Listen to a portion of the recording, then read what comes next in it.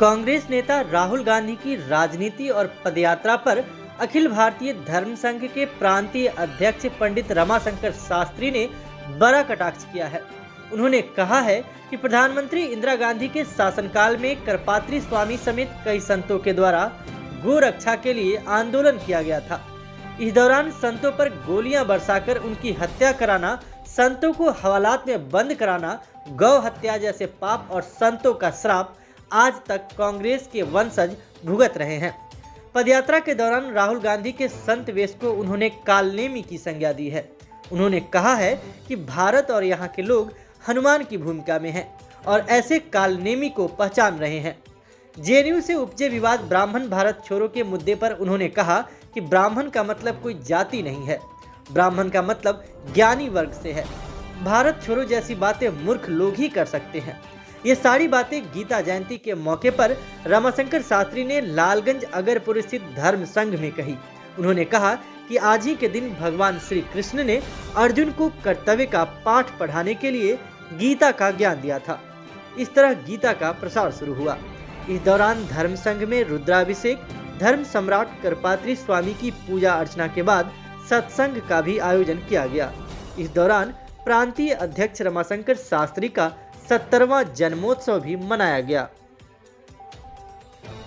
अभी जो यहाँ पूजा हुई, ये किनकी पूजा हुई है, इनके बारे में? सम्राट स्वामी करपात्री जी, जो अखिल भारतीय धर्म संघ के संस्थापक ही हैं और दुनिया का पहला आंदोलनकारी गौरक्षा का पहला जो सबसे बड़ा आंदोलन धरती पर हुआ था, उस चारों युगों में पहली बार स्वामी करपात्री जी ने 7 नवंबर 1966 को श्रीमती गांधी के प्रधानमंत्रित्व काल में हुआ था, और जिसका परिणाम ये मिला कि संतों को गोलियां मिली, मारे गए, गायें मारी गई, लेकिन सत्ता के लोभ में इंदिरा ने संतों की हत्या से परहेज नहीं किया, तो हत्या से परहेज नहीं किया, और स्वामी करपात्री जी का श्राप आज उस वंश पर लागू है और अंत तक लागू, जब तक ये वंश रहेगा वो चलेगा।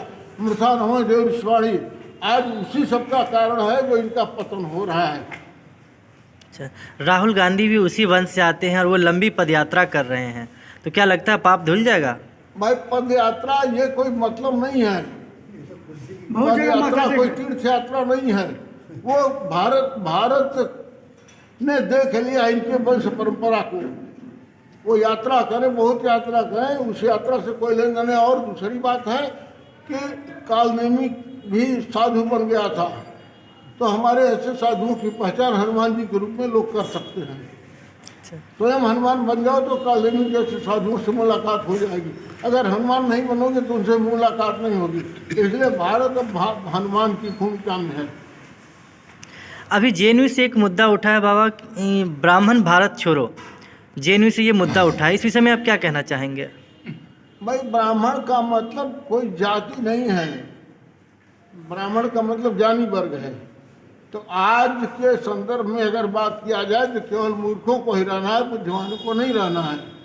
आप ये समझ लीजिए, तो ये मूर्खों के लिए सब आंदोलन हो रहे हैं, बुद्धिमानों को नहीं रहना होगा, मूर्खों का शासन होगा, वो जैसे चाहेंगे वैसे चलाएंगे, क्योंकि विरोध करने वाला ही ब्राह्मण होता है। धर्म का जो साथ दे, अधर्म का विरोध करे, वही ब्राह्मण है। और जाति को तो केवल 2 अर्थों में प्रयोग किया गया है, रोटी और बेटी के लिए। और ज्ञान किसी की बहुती नहीं है, ज्ञान किसी को भी हो सकता है, तो जिसको ज्ञान हो जाएगा ब्राह्मण नहीं हो जाता है। जाति हमारे यहाँ थी नहीं कभी, केवल वर्ण ही थे। ये जातियां सरकारों ने बनाई है, अपने वोट के लिए बनाई। हमारे यहाँ तो वर्ण है, 4 वर्ण के अलावा बता दे कोई जाति क्या होती है। तो वर्ण व्यवस्था थी, अब ये जाति, अब इसको वर्ण विद्वेष कह रहे हैं। जाति कब से लागू हुई कोई बता सकता है? वर्ण तो लागू है। चातुर्वर्ण मया सृष्टम गुण कर्म विभाग से श्रीमद् भगवत गीता कहती है कि चातुर्वर्ण मया सृष्टम।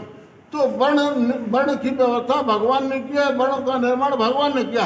अब गुण कर्म विभाग से जो बात है, तो गुण भी भगवान नहीं जान सकते, कर्म भी भगवान नहीं जान सकते हैं।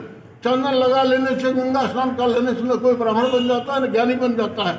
वो गुण कर्म का ज्ञान केवल ईश्वर करता है, क्योंकि कई जन्मों का जो ज्ञान रखता होगा अनंत ज्ञान वाला जो होगा वही गुण धर्म की व्याख्या कर सकता है, वही उसका प्रभाव दे सकता है। ठीक है।